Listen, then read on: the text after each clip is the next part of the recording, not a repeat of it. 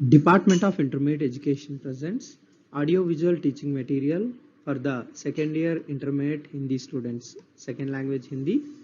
आइए बच्चों, आज हम पढ़ते हैं गद्य भाग से पहला पाठ। पाठ का नाम है उपभोक्तावाद की संस्कृति। उपभोक्तावाद की संस्कृति नामक इस पाठ को दो भागों में विभाजित किया गया है और पहला भाग आज हम पढ़ेंगे। आइए बच्चों, आज हम पढ़ते हैं हिंदी गद्य में पहला पाठ। पाठ का नाम है उपभोक्तावाद की संस्कृति। इस पाठ के लेखक हैं श्री श्यामाचरण दुबे जी।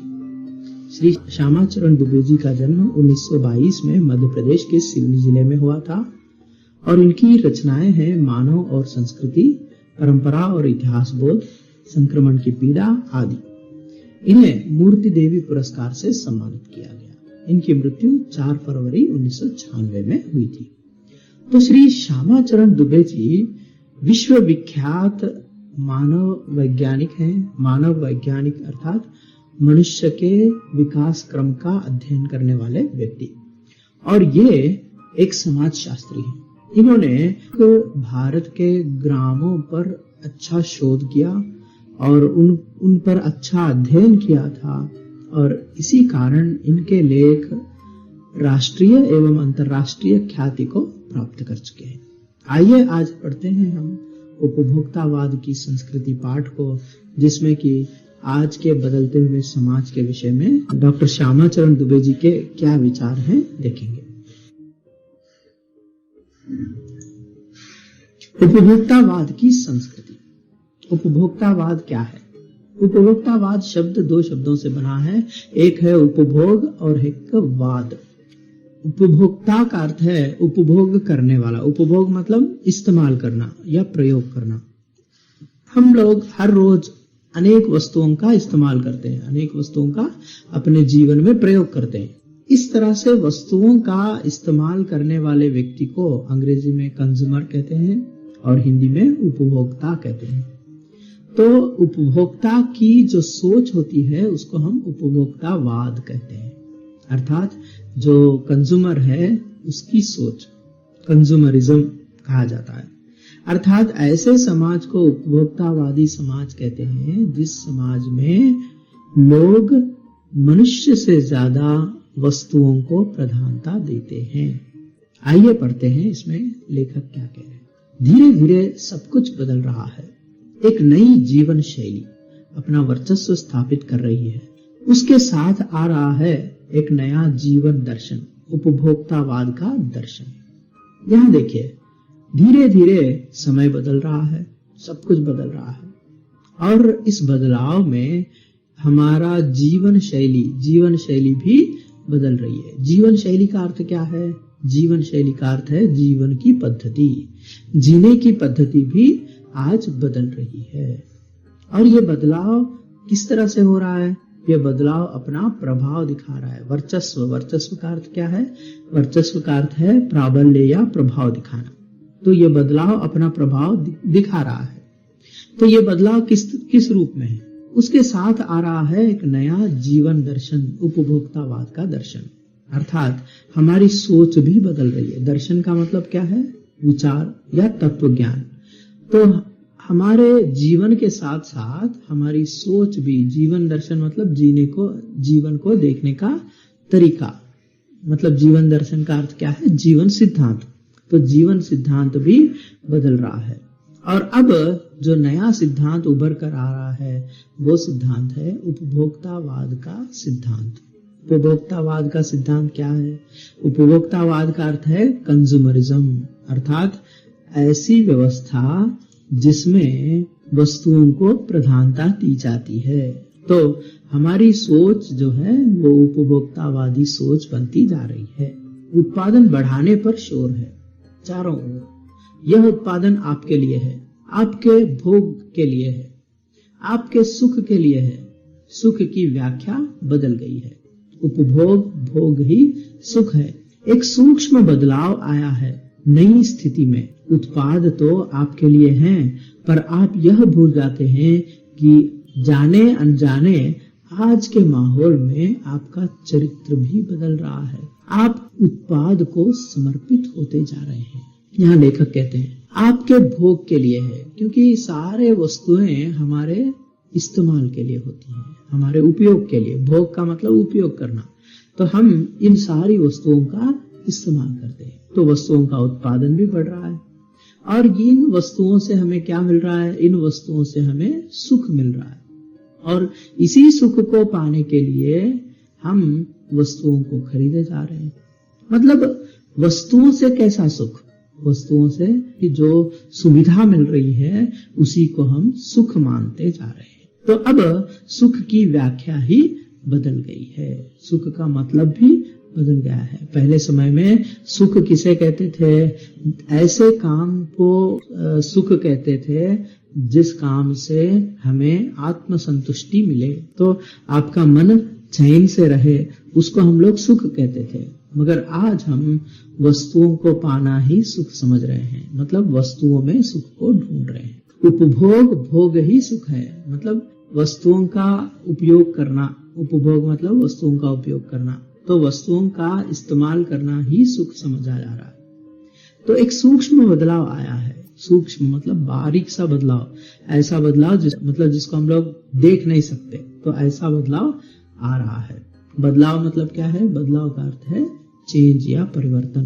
तो एक नई स्थिति में उत्पाद तो आपके लिए है, पर आप यह भूल जाते हैं जाने अनजाने आज के माहौल में आपका चरित्र भी बदल रहा है। तो यहाँ पर देखिए, केवल वस्तु नहीं बदल रहे हैं, वस्तुओं के उत्पादन के साथ साथ वस्तुओं के चक्कर में पड़कर हम अपने चरित्र को भी बदल रहे हैं। चरित्र का अर्थ क्या है? चरित्र का अर्थ है चाल चलन। तो यहाँ पर माहौल बदल रहा है, वातावरण बदल रहा है और चरित्र भी बदल रहा है, मतलब हमारे चाल चलन भी बदल रहा है।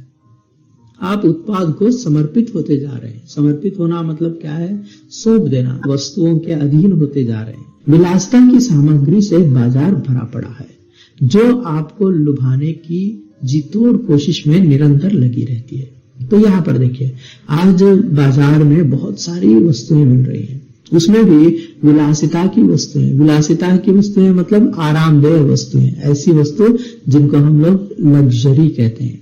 तो ऐसी वस्तुओं से पूरा बाजार भरा पड़ा है। तो शान दिखाने वाले वस्तु को विलासिता की वस्तु कहते हैं। तो ऐसे वस्तुओं से बाजार भरा पड़ा है, हमें ये वस्तु लुभा रहे हैं। लुभाना मतलब क्या है? आकर्षित करना।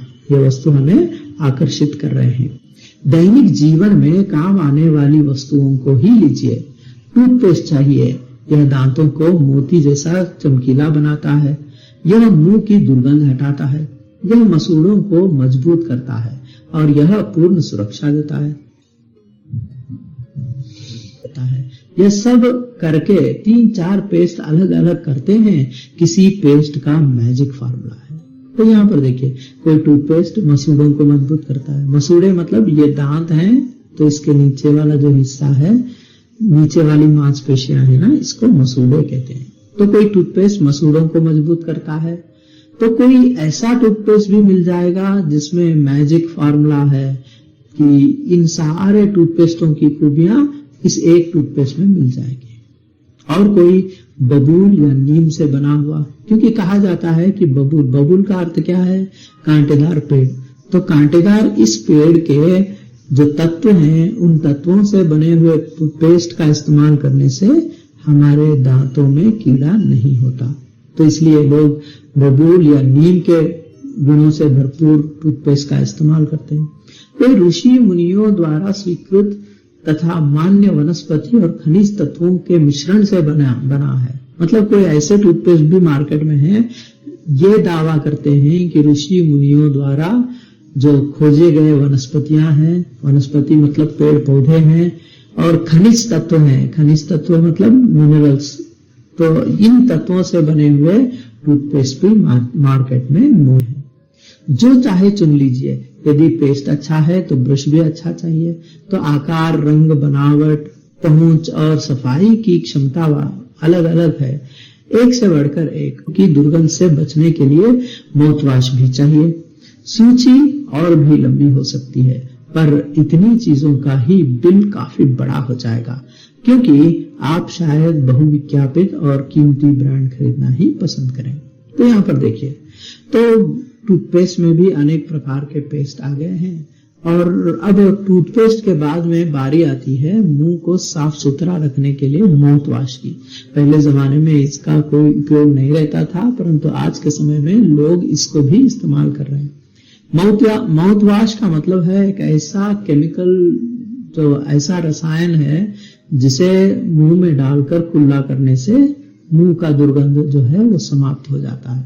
तो इस तरह से अनेक वस्तु आज हमारे मार्केट में मौजूद हैं। तो इसमें भी हमारी आदत यह है कि जिस वस्तु का ज्यादा प्रचार होता है, बहुविज्ञापित मतलब बहुत ज्यादा प्रचार, तो बहुत ज्यादा प्रचार जिस वस्तु का किया जाता है उस वस्तु को हम कीमती ब्रांड समझते हैं, और इसी ब्रांड को देखकर हम ज्यादा पैसे देकर उन वस्तुओं को खरीदते हैं। तो इस खरीदारी से यहीं तक, मतलब केवल सुबह में उठकर मुंह धोने तक ही ढेर सारा खर्चा हो जाता है। सौंदर्य प्रसाधनों की भीड़ तो चमत्कृत कर देने वाली है। हर माह इसमें नए नए उत्पाद जुड़ जाते हैं। साबुन भी देखिए, एक में हल्की खुशबू है, दूसरे में तेज। एक दिन भर आपको तरोताजा रखता है और दूसरा पसीना रोकता है। तो इस तरह से सौंदर्य प्रसाधन का अर्थ क्या है? सौंदर्य प्रसाधन का अर्थ है सौंदर्य की सामग्री, जैसे साबुन, तेल वगैरह। तो इन सामग्रियों के भीड़ को देखें, इस सामग्रियों को भी देखें तो बाजार में बहुत सारे सामान मिलते हैं जो सुंदरता को बढ़ाने के काम में आती है। तो हर महीने नए नए प्रोडक्ट्स आ रहे हैं, नए नए उत्पाद आ रहे हैं। तो किसी साबुन में खुशबू अच्छी है, तो किसी साबुन में दुर्गंध हटाने की क्षमता है। कोई साबुन हमें दिन भर तरोताजा रखता है। तो इस तरह के तरह तरह के साबुन मार्केट में आ चुकी है। खुशबू यानी सुगंध, और तरोताजा रखने का मतलब है ताजगी से भर देना, मतलब उत्साह से भर देना। और कोई साबुन पसीने की बदबू को दूर करता है। इस प्रकार मार्केट में सौंदर्य प्रसाधनों की कमी नहीं है, और ये सारे वस्तु हमें आकर्षित कर रहे हैं, खरीदने पर मजबूर कर रहे हैं। आगे देखेंगे, जर्म्स से आपकी सुरक्षा करता है, यह लीजिए सिनेस्टार्स का सौंदर्य रहस्य। उनका मनपसंद साबुन। सच्चाई का अर्थ समझना चाहते हैं तो यह लीजिए। शरीर को पवित्र रखना चाहते हैं तो यह लीजिए। गंगा जल से बनी साबुन। चमड़ी को नर्म रखने के लिए यह लीजिए। महंगी है, आपके सौंदर्य में निखार ला देगी। संभ्रांत महिलाओं के ड्रेसिंग टेबल पर 30-30 हजार की सौंदर्य सामग्री होना तो मामूली बात है। लेखक कहते हैं कि आपको कीटाणुओं से सुरक्षा चाहते हैं तो उसके लिए भी साबुन अच्छी है। और सिनी स्टार्स का साबुन, मतलब आज के समय में हम साबुन केवल उसके साबुन के गुणों के कारण नहीं खरीदते हैं। आज हम वह साबुन कौन कौन इस्तेमाल करता है उसके अनुसार खरीदने लगे हैं। इसलिए विज्ञापनों में सिनी स्टार्स का इस्तेमाल करते हैं, और सिनी स्टार्स को जो पसंद है लोगों को वही पसंद आएगा, तो उस साबुन का भी इस्तेमाल कर सकते हैं। यहाँ तक कि सच्चाई, ईमानदारी जैसी बातें भी इन साबुनों से जुड़ जाती हैं। मतलब साबुन का इस्तेमाल करके कोई आदमी ईमानदार बन सकता है या कहलाता है। तो ये स्थिति आ गई है। तो शरीर को पवित्र रखने के लिए गंगा जल से बना साबुन भी है। चमड़ी को नर्म रखने के लिए महंगे से महंगे साबुन बाजार में मौजूद है। तो इन सौंदर्य साधनों से हमारा जो शरीर है वो चमकने लगता है। और संभ्रांत महिलाओं के ड्रेसिंग टेबल पर 30-30 हजार रुपए के सौंदर्य सामग्री का होना मामूली बात है। संभ्रांत परिवार, संभ्रांत का मतलब ऊंचे खानदान वाले, मतलब पैसे वाले।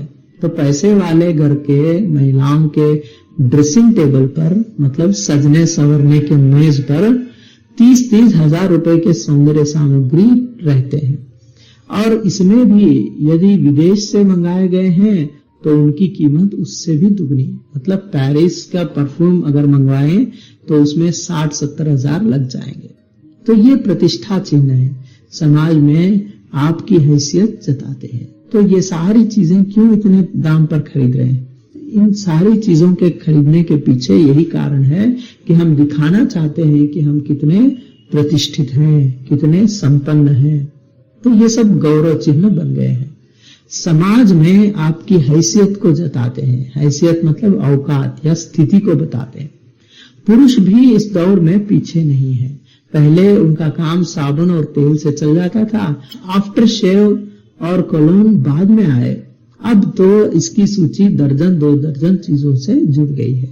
पहले समय में सजना संवरना तो स्त्रियों का काम हुआ करता था, इसलिए साबुन, इत्र, पाउडर वगैरह की जरूरत केवल स्त्रियों को हुआ करता था।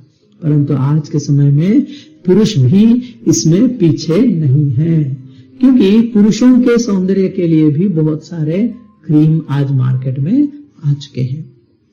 पहले केवल तेल और साबुन से काम चल जाता था, मगर अब शेविंग क्रीम चाहिए, after shave lotion, shaving foam और बहुत कीमती ब्लेड भी मिलने लगे हैं। यहाँ तक कि 1000-2000 रुपए के ब्लेड्स भी आज पुरुषों के लिए मौजूद हैं। तो इस तरह से दर्जन 2 दर्जन चीजें अब पुरुष भी अपने सौंदर्य को बढ़ाने के लिए खरीद रहे हैं। आगे बढ़ते हैं। छोड़िए इस सामग्री को, वस्तु और परिधान की दुनिया में आइए। जगह जगह बुटीक खुले हुए हैं। नए नए डिजाइन के परिधान बाजार में आ गए हैं। ये ट्रेंडी है, ये महंगी है। पिछले वर्ष के फैशन इस वर्ष शर्म की बात है। घड़ी पहले समय दिखाती थी। परिधान का अर्थ क्या है? परिधान का अर्थ है कपड़े। तो कपड़ों के बारे में यदि सोचें तो कपड़ों की भरमार है। तो जगह जगह बुटीक खुले हुए हैं। बुटीक का मतलब डिजाइनर कपड़ों का दुकान।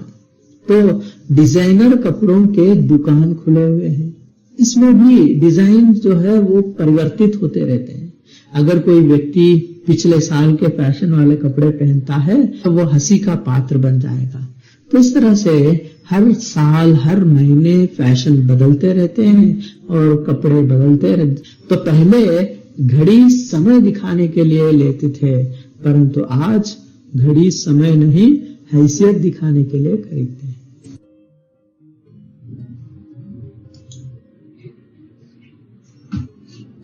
पिछले वर्ष का फैशन इस वर्ष में शर्म की बात है। घड़ी पहले समय दिखाती थी, उससे यदि यही काम लेना हो तो 400-500 में मिल जाएगी। हैसियत जताने के लिए 50-60 हजार से लाख 1.5 लाख की घड़ी भी ले सकते हैं। संगीत की समझ हो या नहीं, कीमती म्यूजिक सिस्टम जरूरी है। कोई बात नहीं यदि आप उसे ठीक से चला भी न सके। कंप्यूटर काम के लिए तो खरीदे ही जाते हैं। महज दिखावे के लिए उन्हें खरीदने वालों की संख्या भी कम नहीं है। खाने के लिए 5 सितारा होटल है, वहां तो अब विवाह भी होने लगे हैं। बीमार पड़ने पर 5 सितारा अस्पताल में आइए। सुख सुविधाओं और अच्छे इलाज के अतिरिक्त यह अनुभव काफी समय तक चर्चा का विषय भी रहेगा। पढ़ाई के लिए 5 सितारा पब्लिक स्कूल है। शीघ्र ही शायद कॉलेज और यूनिवर्सिटी भी बन जाएंगे। भारत में तो यह स्थिति अभी नहीं आई है, पर अमेरिका और यूरोप के कुछ देशों में आप मरने के पहले ही अपने अंतिम संस्कार और अंतिम विश्राम का प्रबंध भी कर सकते हैं। तो यहाँ पर देखिए, ये उपभोक्तावाद की दुनिया है। इस दुनिया में पहले तो घड़ी समय देखने के लिए खरीदते थे, परंतु आज घड़ी हम हैसियत दिखाने के लिए खरीद रहे हैं। घड़ी समय देखना है तो 200-400 रुपए में मिल जाएगी, परंतु आज हम 50-60 हजार से लेकर लाख 1.5 लाख तक की घड़ी को खरीद रहे हैं। अर्थात घड़ी के माध्यम से हम अपनी शान दिखाना चाहते हैं। मतलब वस्तुओं से हमारी प्रतिष्ठा बढ़ने वाली है। यदि म्यूजिक सिस्टम, हर एक रईस के घर में म्यूजिक सिस्टम होता है, चाहे उसे संगीत की समझ हो या ना हो। या फिर उस म्यूजिक सिस्टम को चलाना भी आता है या नहीं, फिर भी उनके घर में वो चाहिए। उसी तरह से कंप्यूटर को भी लीजिए, कंप्यूटर पर काम करने वाले खरीदते हैं तो कोई बात नहीं, मगर ऐसे लोग भी बहुत ज्यादा हैं जिन्हें कंप्यूटर का कोई ज्ञान नहीं है, इस्तेमाल करना नहीं आता, फिर भी खरीद कर सजा कर रखते हैं महज दिखावे के लिए। महज मतलब केवल दिखाना चाहते हैं कि हम कितने रईस हैं। इस तरह से दिखावे की दुनिया उभर कर आ रही है और हम धीरे धीरे करके वस्तुओं में प्रतिष्ठा ढूंढने लगे हैं। तो बीमार पड़ने पर 5 सितारा अस्पताल चाहिए, खाना खाने के लिए 5 सितारा होटल। 5 सितारा होटल एक ऐसा आलीशान होटल होता है जहां पर हर चीज बहुत महंगी होती है।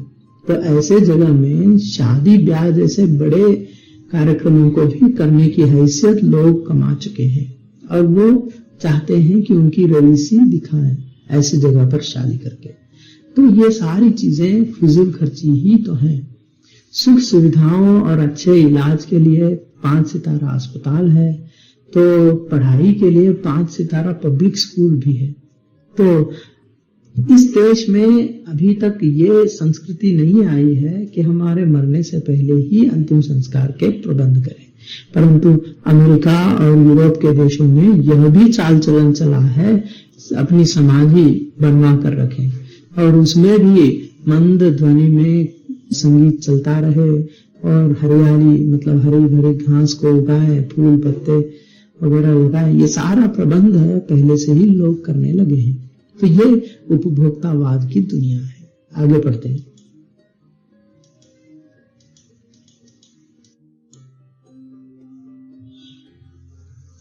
आपकी कब्र के आसपास सदा हरी घास होगी, मन चाहे फूल होंगे, चाहे तो वहां फव्वारे होंगे और मंद ध्वनि में निरंतर संगीत भी। कल भारत में भी यह संभव हो सकता है।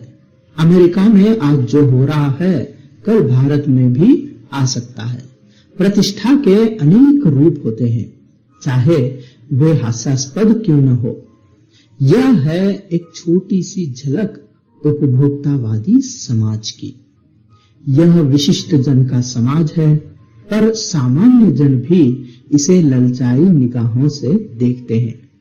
उनकी दृष्टि में एक विज्ञापन की भाषा में यही है राइट चॉइस बेबी। यहां देखिए, लेखक कहते हैं कि अमेरिका जैसे संपन्न देशों में आज भौतिकवाद इस तरह से फैल गया है कि लोग अपने मरने से पहले ही कब्र का भी इंतजाम करना चाहते हैं। लोग चाहते हैं कि उनके कब्र सादे सीधे ना हो, उसमें भी तामझाम हो। मतलब ऐसे सर्विसेज, मतलब ऐसी सुविधाएं वहां के समाज में हैं जिसमें कि कब्र यानी समाधि के आसपास हरी घास उगाएंगे और मन चाहे फूल लगवाएंगे और वहां पर फव्वारे भी लगवा सकते हैं और वहां मंद ध्वनि में संगीत भी बजाने का इंतजाम कर सकते हैं। ये सारे इंतजाम मनुष्य जब जिंदा है तभी करके जा रहा है, अर्थात मरने के बाद भी वह भौतिकता को छोड़ नहीं रहे हैं। तो ये स्थिति आज भले ही भारत में ना हो, परंतु जो चीज अमेरिका में आज है वह कल भारत में भी आ सकता है। तो ये प्रतिष्ठा के अनेक रूप होते हैं, चाहे ये हास्यास्पद क्यों न हो, क्योंकि अब इन्हें देखकर हमें हंसी आ सकती है, परंतु ये वास्तविकता है। तो यह है एक छोटी सी झलक उपभोक्तावादी समाज की, मतलब ऐसा समाज जहां पर वस्तुएं प्रधान हैं। मनुष्य अपने जीवन को वस्तुओं को कमाने में ही बिता रहा है। उनकी सारी जीवन की कमाई वस्तुओं को खरीदने में जाती है और अंततः उन्हीं वस्तुओं के साथ वह मृत्यु को भी पा जाता है। तो ये तो विशिष्ट जन का समाज है। विशिष्ट जन मतलब ऐसे लोग जो संपन्न है, पैसे वालों का समाज है। परंतु आज मध्य वर्ग और निम्न वर्ग भी ललचाई निगाहों से देख रहा है, अर्थात लालच भरी निगाहों से, लालच के साथ देख रहे हैं। निगाहें मतलब दृष्टि, लालच भरी दृष्टि से देख रहे हैं कि काश हमारे पास भी पैसा होता तो हम भी यह सब करेंगे। तो जब ये सोच आ जाती है तो हमारा जीवन दर्शन ही बदल जाता है। उनकी दृष्टि में एक विज्ञापन की भाषा में कहा जाए तो यही है राइट चॉइस बेबी। तो अब यही चॉइस अब हम लोगों का बन गया है कि ये एक उदाहरण दे रहे हैं उपभोक्तावादी समाज के बारे में, एक चित्र खींच रहे हैं लेखक। मगर अब इस समाज के इसके परिणाम क्या होंगे, इसका क्या परिणाम निकलने वाला है, ये आगे सोचने वाली बात है। ये बात बहुत गंभीर है। अब विषय के गंभीर पक्ष की ओर आए। इस उपभोक्तावादी संस्कृति का विकास भारत में क्यों हो रहा है? ये बहुत बड़ा प्रश्न है कि ऐसे मटेरियलिस्टिक अर्थात उपभोक्तावादी वस्तु प्रधान समाज का निर्माण हिंदुस्तान में तो संभव नहीं था, तो ये हिंदुस्तान में कैसे हुआ? ये सोचने वाली बात है। तो प्राचीन भारत में क्या लोग किस तरह की सोचते थे? तो प्राचीन भारत में समाज कैसे था? तो प्राचीन भारत में हमारे देश की संस्कृति हमें सदियों से यही सिखा रही है कि हम लोग कम से कम वस्तुओं के साथ निराडंबर सादा सीधा जीवन जिए। तो ऐसा देश जिसके सोच में, जिसके दर्शन में कूट कूट कर भरा है सादगी से भरी जिंदगी, तो उस देश में ये भौतिक तत्व आई कहां से?